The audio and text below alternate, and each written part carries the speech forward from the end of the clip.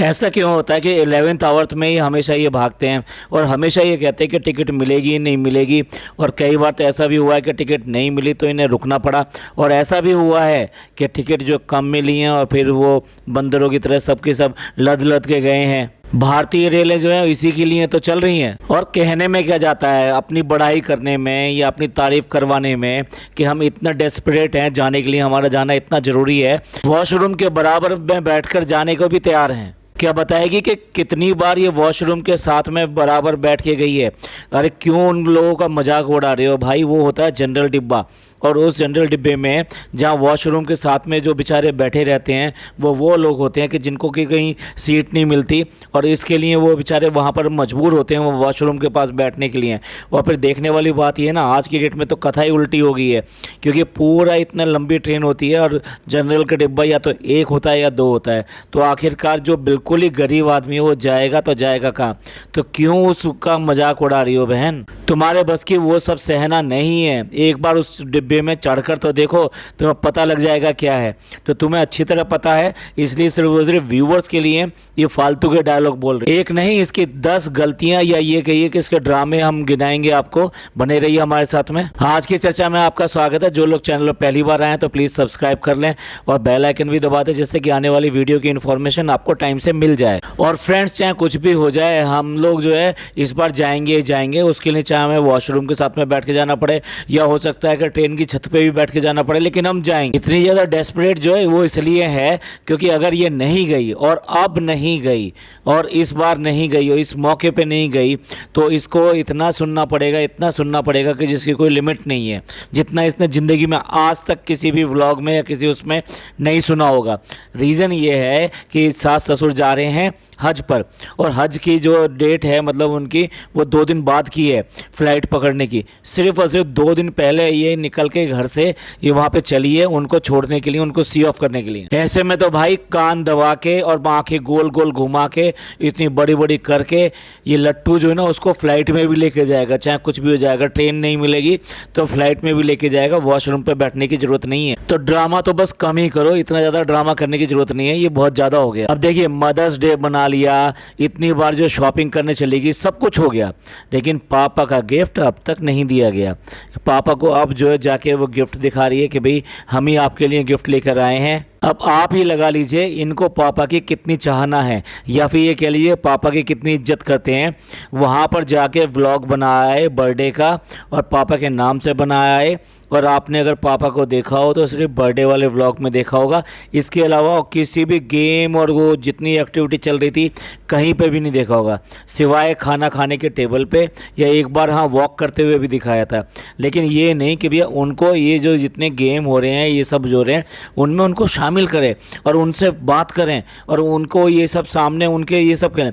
देखिए, बाप को ये बहुत अच्छा लगता है उसके सारे बच्चे उसके सामने ये खेल रहे हैं, खुश हो रहे हैं, ये बहुत ही अच्छा लगता है। लेकिन इन्हें परवाह नहीं है अपने बाप की। बाप को सिर्फ बस इसी बात के लिए यूज़ करते हैं, गिफ्ट दे दिया, बर्थडे मना लिया और बस जाके पूछ लिया हाँ कैसे हो, खाना वाना खाया कि नहीं खाया। तो ये बस ये कहने के लिए जाती है पापा हम आ गए हैं और पापा हम जा रहे हैं। और अब सफ़र पे जा रही है तो भैया पड़ा हुआ पानी पिलाया जा रहा है। ये वाली चीज़ जो लिखकर दिखानी बहुत ज़रूरी थी।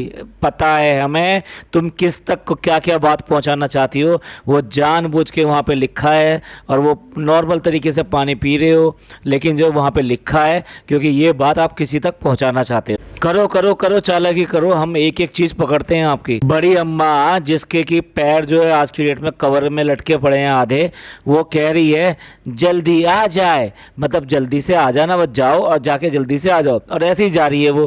पर देखने वाली बात यह है इस पूरी उम्र में उम्र बीत गई लेकिन जो सलीका नहीं सीखा कि वो हज पे जा रहे हैं तो वहाँ पे जाना चाहिए, हमें भी जाना चाहिए और जाके उनको जो सी ऑफ करना चाहिए, मुसाफा करना चाहिए, दुआ करनी चाहिए उनकी। हाँ, साथ साथ उनको क्यों भूल रहे हो जो इनकी सबसे बड़ी अम्मी है, जो ये सारा मंडली यहाँ पे जोड़े रखती हैं।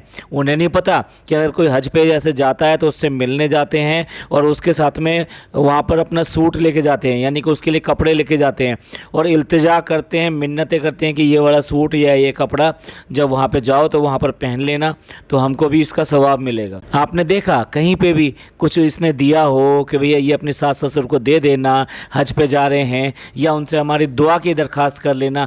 कोई एक लफ्ज़ किसी के मुंह से निकलता हुआ दिखाई दिया नहीं, क्योंकि इन लोगों को किसी से कोई मतलब ही नहीं है। ये अजीब लोग हैं। इन्होंने लड़की ब्याह दी है, उसके बाद में जो उसके जो जितने भी रिश्तेदार हैं उनसे कोई मतलब नहीं है, क्योंकि आदमी वहाँ से बाय कर लिया है, वो लट्टू को वहाँ से बाय कर लिया, उनको खरीद लिया है, अब उसको ले आए यहाँ पर। तो अब किसी और से मतलब ही नहीं है, किसी भी आदमी से मतलब नहीं है। ना बात करने की ज़रूरत है, ना हाल चाल पूछने की ज़रूरत है, ना उनकी मौत ज़िंदगी इन सब में ज़रूरत है, और ना ही इस बात में ज़रूरत है कि भाई ये जो अभी जा रहे हैं तो इनसे मिलने जाया जाए। बहुत बढ़िया, बहुत बढ़िया। और यही संस्कार और यही अखलाक जो है ना इन बच्चों में सब में दिए गए हैं, और वो यही काम कर रहे हैं। मैं आप सबसे पूछना चाहता हूँ, आप सब लोग कैसे करते हैं? जैसे कि कोई हज पे जाता है तो उसके लिए आप क्या क्या करते हैं और क्या क्या दुआ की दरखास्त करते हैं? आपको लगेगा बड़ा अजीब सी बात है, लेकिन मैं आपको इतना बता दूं कि ये सुनते ही, मतलब ये बात आते ही कि भाई हज पे जाना है या फिर उम्रा पे जाना है, ये सुनते ही और ये बात करते ही पूरे शरीर में एकदम ऐसे सिरहन से हो जाती है कि हम कब जाएंगे, अल्लाह हमको कब बुलाएगा। हर मुसलमान यही चाहता है कि उसको एक बार अल्लाह ज़रूर ये मौका दे उसकी बारगाह में जाने का और वहाँ पर उसके लिए दुआ मांगने का। तो प्लीज़ कमेंट करके ज़रूर बताइएगा। अब देखिए, जो नन्ही मुन्नी बच्ची है ना, उसको संतरे छील के दिए जाते हैं, उसको जो है सिंगाड़े छील के खिलाए जाते हैं, उसको अंडा उबाल के छील के काट के उसके बाद में वो अंडा दिया जाता है। वो बात दूसरी, चश्मा लगा के खाती है वो अंडा, वो उबला हुआ। और अब उसको पूरा छील के अनार उसको दिया गया है, और उसको भी दिया गया है लट्टू को भी, क्योंकि ये तो नन्ही मुन्नी बच्ची है, ये कुछ भी नहीं कर सकती, ना सफ़र के लिए कर सकती, ना अपने घर में कर सकती। इसलिए जो माँ और जो खालाएँ हैं वो इसको इतना पैम्पर करती हैं, इतना पैम्पर करती हैं, यही वजह है इसकी हालत बिल्कुल वैसे बच्चों जैसी ही बन गई है। अगर किसी को अपने हाथ से चम्मचों से ही खिलाया जाएगा तो वो क्यों करके खाना सीखेगा? उसे तो आराम से खाना मिल रहा है ना। और फिर अगला ड्रामा शुरू होता है स्टेशन के ऊपर कि हमें तो पता ही नहीं, हम आ तो गए स्टेशन पे, कहाँ जाना है नहीं जाना है। तो तुम क्या बेवकूफ़ हो जो यहाँ पर क्या मटर गश्ती करने आए हो? या आजकल जो है स्टेशन पे सब्जियां मिलने लगी है या शॉपिंग होने लगी है। और एक और शौक है आपका, खाना खाना खाना। हो सकता है वो खाने के लिए आए हो। भैया जब स्टेशन पे आए हो तो बुकिंग के साथ में ही आए होगे, ऐसे थोड़ा आए होगे फ्री में। और अब उसके बाद में सरप्राइज का ओपन होना, जाओ फर्स्ट क्लास के डिब्बे में जा चढ़ जाओ, सारे डिब्बे मेरे ही हैं और तुम्हारे पैसे से ही खरीदे हुए हैं, जाओ जाके चढ़ जाओ फर्स्ट क्लास के डिब्बे में। और वो ऐसे बच्चों की तरह खुश होती है, फर्स्ट क्लास के डिब्बे में। अब देख लिया, वो बोल रहा है कि ये तुम्हारे लिए सरप्राइज था। भैया कितना बड़ा सरप्राइज था, कितना अजीब सरप्राइज था। जाना तो इतने था ही नहीं, ये तो मजाक कर रहे थे। अब ठीक है फर्स्ट क्लास मिल गया तो अब चले भी जाते हैं। और अभी ड्रामा ख़त्म नहीं हुआ, अभी ड्रामा बाकी है। अभी देखिए क्या कि भोपाल तक सीट मिली है, उसके बाद में वहाँ गाड़ी आ जाएगी इनकी, रात के 12 बजे भोपाल पहुँचेगी गाड़ी। उसके बाद में ये गाड़ी में बैठकर फिर वापस ही अपने घर जाएंगे। और भैया ये भी झूठ झूठ। तो अब ये कुल मिला के ये है कि जैसे बड़े बड़े यूट्यूबर कर देते हैं ना, ऐसे तुम जो कहीं प्रैंक तो नहीं कर रहे भैया। तो ये मतलब बहुत बड़ा यूट्यूबर हो गया है, अब तो ये व्लॉगिंग करने शुरू कर दिए है, मोबाइल उठा के शुरू हो जाता है, फ्रेंड्स अब हमें लग रही है भूख, अब हम जा रहे हैं खाना खाने। अब देखो इस बार ना इसने खाना खाते हुए दिखाया, ना कोई रास्ते में कोई और चीज़ दिखाई, यानी कि पूरे रास्ते आराम से सोती हुई आई है। उसके बाद में झांसी पहुंच गई है तो गाड़ी में फिर पिछली सीट पे आराम से सोती हुई आई है। मैं ये पॉइंट इसलिए बोल रहा हूँ कि आप देख लीजिए, नाइट की ट्रेन लोग बाग इसीलिए लेते हैं कि आराम से सोते हुए जाएं और अगले दिन जाके काम कर लें। और जबकि इनके पास काम बहुत है, ये कह रहे हैं शॉपिंग करनी है हमें और सारी तैयारी करनी है, बहुत कम समय, वैसे ही भागे हैं वहाँ से। हमने कहा था ना एंड टाइम पे भागे हैं वहाँ से, तो वो अब सोती हुई आई है। और घर पे आने के बाद में भी फिर दोबारा से फ्रेंड्स, अब जो है पड़ोस में कोई जो है मौत हो गई है, कोई इंतकाल हो गया है, तो सनी जा रहे हैं वहाँ पर, क्योंकि तुम्हारा तो कोई नहीं लगता। अब तुम यहाँ पर नहीं थे तो कोई बात नहीं थी, लेकिन अब तुम यहाँ पर हो तो वहाँ पर घंटा 1.5 घंटा वहाँ पे जाना ज़रूरी है। अब तुम इस गांव की, इस घर की बहू हो, तो इस बहू होने के नाते वहाँ पर जाना और अपनी कंडोलेंस देना, अपना गम जाहिर करना ये ज़रूरी बनता है। उसके बाद में उसको ये भेज के कि भाई चलो ये जा रहा है, उसके बाद में अब मैं सोऊंगी। अब वो पूरा दिन सोया गया है, मतलब कितना आराम करेगी भाई, कितना आराम करेगी। यहाँ पे काम करने के लिए आई है, कुछ उनके साथ में टाइम बिता ले। और मौरा आके सबसे पहला जो काम किया है वो किया प्रोडक्ट प्रमोशन का। आप देखो देखो बिल्कुल पूरे व्लॉग में आवाज़ भी ढंग से नहीं निकल रही है, ऐसे बेबी वॉइस में बोल रही है या फिर ऐसे रोई रोई सी बोल रही है। लेकिन आप यहाँ प्रोडक्ट प्रमोशन करना हो तो आपको कहीं पे कोई मिस्टेक नहीं दिखाई देगी। तो इसका मतलब वो जो ये दिखाती है वो सब के सब ड्रामा होता है। जो बेबी वॉइस दिखाती है वो रो के दिखाती है और रोनी सी आवाज़ में बोलती है, इतराती है। अब मार्केट में लेकर गई है सास के साथ में कि वहाँ पर जाके उसको जो है कान में पहनने वाले जो झुमके होते हैं, आई डोंट नो मतलब क्या कहते हैं, टॉप्स कहते हैं शायद उसको, वो गोल्ड के वो दिलाने गई है। ये क्या है, मदर डे का सरप्राइज़ है। और मदर डे का सरप्राइज़ देने के बाद में उसको बताती है और वो बड़े मतलब चाव से, अय हाय हाय, उसकी बीवी ने पता नहीं कितना अच्छा काम कर दिया, दुनिया जहान से अच्छा काम कर दिया, बड़े प्यार से बोलता है। ये कब सोच लिया तुमने, मतलब इनकी ड्रामेबाजी देखो, ये कब सोच लिया तुमने कि नहीं मैंने सोच लिया था कि वो मदर्स डे पे इनको ये सरप्राइज़ देना है। हाँ तुम तो बहुत अच्छी हो, बहुत अच्छी हो। और उसके गाल पे ठोड़ी पे हाथ लगा के, अरे हाय हाय, पता नहीं भैया, मतलब ऐसे लगा जैसे अभी किस कर देगा या ऐसे ही लिपट जाएगा या ऐसे ही कर लेगा। इनका कोई भरोसा नहीं है, इतना ड्रामा करके दिखाते हैं। इतना प्यार जता रहा, इतना प्यार जता रहा जैसे उसने उसकी माँ के लिए पता नहीं क्या कर दिया है। अरे जो काम करवाने वाले होकर आज की डेट में रिश्ते भी खरीदे जाते हैं क्या, इस माँ को भी खरीदने के लिए चले हो तुम? आज तक किसी रईस में इतनी हिम्मत नहीं हुई कि वो माँ को खरीद सके। अब इसके बाद में हो गया वो ड्रामा, यानी कि वो जो प्लेट गिरने वाला और खाना गिरने वाला और साथ साथ जो प्लेट के टूट जाने का और उसके रोने का वो ड्रामा हो गया। उसको तो हमने अच्छी तरह से कवर किया पिछले वाले पॉडकास्ट में। अब यहाँ देखने वाली बात ये है, ठीक है वो खाना गिर गया, ये सब हो गया, तो उसको सफाई कौन कर रहा है? लिख के दिखा रही है, बेशरम जो है पूरी तरीके से लिख के दिखा रही है कि अम्मा जो है उसको सफाई कर रही है खाने गिरे हुए को। भैया हद है। अगर तुम्हारी माँ भी होती तो तुम्हें खुद कहना चाहिए था कि आप हट जाओ, मैं साफ़ कर दूंगी ये। और ये तो सास है, रुतबा और ज़्यादा बड़ा हो जाता है, यहाँ रुतबा और ज़्यादा छोटा हो जाता है। यहाँ पे वो अगर वो अम्मी होती है इसकी तो किसी हालत में वो उसको खाना को साफ़ नहीं करती नीचे गिरे हुए को, लेकिन ये यहाँ पे जो अपनी सास से साफ़ करा रही है, इतनी बेशर्म है ये। अब इसके बाद में लट्टू जो चला गया अपने दोस्तों के पास में और वो उसको घर पे छोड़ गया। तो जब वापस आया 11:15 बजे, तब तक वो लंबी हो चुकी है और इतना भी इंतज़ार नहीं है कि खाना खाना है नहीं खाना है, क्या होना है क्या नहीं होना है, वो तो चला गया है। तो उसका कुछ भी ना इंतज़ार करना है, आराम से सोए पड़। और वो बड़े प्यार से बात कर रहा है, गुल्लक गुल्लक भैया, गुल्लक ही है वो तुम्हारी, वो गुल्लक है तभी तो तुम्हारा चल रहा है।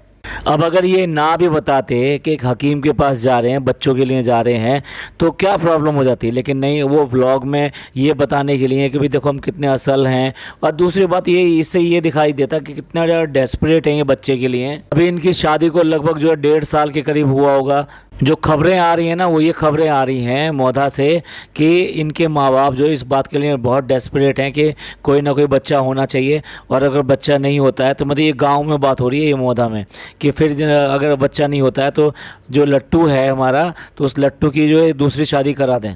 और इन सब बातों से ही परेशान होकर ये दोनों के दोनों इतने ज़्यादा डेस्परेट हो रहे हैं कि किसी भी तरीके से ये बच्चा होना चाहिए। अब देखने वाली बात ये है कि इस सब के लिए जो है डॉक्टर्स जो है मुंबई में एक से एक अच्छे हैं, तो वहाँ दिखाना ज़्यादा बेटर है या इन्हें हकीम वगैरह इन सबको जो दिखाना ज़्यादा बेटर है।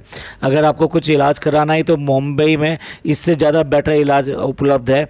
और दूसरी बात ये, आप वहाँ पर भी हमें जो पता लगा है वो ये पता लगा है कि IVF वगैरह की प्लानिंग चल रही है इसमें। लेकिन मान लीजिए ये जो भी कुछ होता है, चाहे वो IVF की प्लानिंग करो चाहे किसी की भी प्लानिंग करो, वो उस खुदा की मर्जी के बिना नहीं होता है। इस बात के ऊपर हम जरा अलग से कवर करेंगे कि ये इसके साथ में ऐसा सब क्यों हो रहा है। अब देखिए वो बूढ़े माँ बाप इस बात को क्या जाने कि जो लिक्विड्स होते हैं ना वो प्लेन में जो अलाउड नहीं होते हैं, तो इस तरह से ये तेल या बाकी ऐसी चीज़ें लेके जा रहे हैं तो वो अलाउड नहीं होंगी। और हाँ देखिए वो जो ये टॉप्स लेकर आई है, तो वो टॉप्स को जो लट्टू है हमारा वो अपने पापा को दिखा रहा है, यानी कि अपने अब्बू को दिखा रहा है कि देखो ये लेकर आई है। उन्होंने पहले देखा है और ध्यान से देखिएगा और उसके बाद में एक साइड गर्दन घुमाई है, वो सारा का सारा ये दिखाता है कि वो इससे खुश नहीं है। और फिर उन्होंने एक डायलॉग मारा है भैया, उस सबसे समझ में आता है, उनकी बॉडी लैंग्वेज से, उनके एटीट्यूड से सबसे समझ में आता है कि कितना गहरा जख्म दिया हुआ है इन्होंने उनके दिल में। और उसके बाद में भी ये कहता है कि मेरे दुनिया में सबसे अच्छे जो है ना, मैं प्यार जो करता हूँ अपने मम्मी पापा से करता हूँ। और इकलौता लड़का होते हुए भी पता नहीं भाई बेशर्म आदमी है, बिल्कुल बिल्कुल बिल्कुल खो दिया उसने अकल। अब देखिए वहाँ पे एक जानमाज़ दिखा रहा है जो कि पॉकेट टाइप की जानमाज़ है, जो बालिश भर की होती है, यानी हाथ के हथेली के बराबर की होती है। नॉर्मली इस तरह की जानमाज़ और ये सब चीज़ें रखी जाती हैं क्योंकि वहाँ पे जब नमाज़ पढ़ना हो तो आदमी फटाफट नमाज़ पढ़ ले और उसको रखने में भी, कैरी करने में भी कोई दिक्कत ना हो। पर ये जो जिस तरह की ये दिखा रहा है ये वहाँ के लिए बिल्कुल ठीक नहीं रहती, क्योंकि जब आप नमाज़ पढ़ रहे होते हो और ज़रा से भी हवा वगैरह चल जाए तो ये वाली जानमाज़ होती है सारी उड़कर एक साइड आ जाती है। तब आप पढ़ते पढ़ते उसको कैसे पढ़ पाते हो, उसको ठीक कैसे कर पाओगे। और सिमिलरली जब आप पढ़ रहे होते हो तो सिमट के वो हमारे उठने और बैठने से भी एक साइड हो जाती है। तो ये सिर्फ दिखावे के लिए होती है, ये अच्छी नहीं होती है। इसके लिए जो है दूसरी टाइप की जानमाज़ जो है बेटर रहती है, जो कि बेसिकली आसानी से उड़ती भी नहीं है और थिन भी होती है। अभी ये मुंबई से भी बैग लेकर आई थी तो फिर यहाँ बैग लेके आने की क्या जरूरत थी, ये बात समझ में नहीं आई। रेड कलर के जो बैग्स इसने नए परचेज की और इसके बाद में जाती है अपने प्लॉट पर, ओके चलो प्लॉट दिखाते हैं। मतलब प्लॉट देखने के लिए तेरे को जाने की क्या ज़रूरत है, कौन सा बिजनेस चल रहा है, कौन सी वहाँ पे खेती हो रही है, कौन सी वहाँ पे फसल उगाई जा रही है, क्या हो रहा है वहाँ पर। हर जगह लद के जो है साइड में वहाँ पे जाना, भैया कुछ देर घर पे रुक जाओ, उनके माँ बाप के साथ में जो काम कराना है वो काम करा लो। हर चीज़ के लिए बाहर भागना कोई अच्छी बात तो है नहीं है। और वो लट्टू बेशर्मों की तरह वहाँ कुर्सियाँ उठा उठा के ला रहा है। महारानी आई हैं, महारानी को वहाँ बैठने के लिए वो कुर्सी दे रहा है कि आओ आके यहाँ पे बैठो, और वो मुआयना कर रही है पूरे रूम का। अच्छा मामू आप ये ऐसे करके यहाँ पे रहते हो, ये सब चलो अच्छा कर लिया, बहुत बढ़िया कर लिया। अब वहाँ दो चार तारीफ़ करके वापस घर पर आ गई। और घर पर आई हुई है वो आमिर जहांगीर की जो ये कज़न है, उसकी सिस्टर आई हुई है और वो इनके लिए काफ़ी सारी चीज़ें लेके आ रही है। अब देखो तो सही, यहाँ ये सब रिश्तेदार जो हैं वो सब इनके घर पे आ सकते हैं, लेकिन इनके अपने रिश्तेदार ना ना ना ना, उनका आना तो मना है। और इसके बाद में तो इसका सास पुराण वो शुरू हो जाता है। सास का नाम आया ही क्यों, ये सब क्यों किया गया, ये सास के नाम पे लेके सारा का सारा बिल क्यों फाड़ा गया कि बहू के साथ ऐसा किया जाता है। यही बात करी, किसी भी बहू की बात नहीं करी उसने कि कोई बहू भी कैसा व्यवहार करती होगी। आजकल अगर देखो आप तो अधिकतर जो है बहुओं के किस्से ज़्यादा हैं, लेकिन ये कारण नहीं बताएगी कि इसके साथ में क्या कांड हुआ है और क्या इसने किया है। चलिए बहुत ज़्यादा लंबा हो रहा है ये पॉडकास्ट, तो ये पॉडकास्ट को यहीं एंड करते हैं। और ये पॉडकास्ट आपको पसंद आया हो तो प्लीज़ लाइक कीजिए, सब्सक्राइब कीजिए, शेयर कीजिए। और आपकी अगर कुछ मेमोरीज़ हो हज को लेकर या उम्रा को लेकर तो प्लीज़ ज़रूर शेयर कीजिएगा। उसको सुनकर या पढ़कर बहुत ही अच्छा लगता है। थैंक यू, धन्यवाद, शुक्रिया।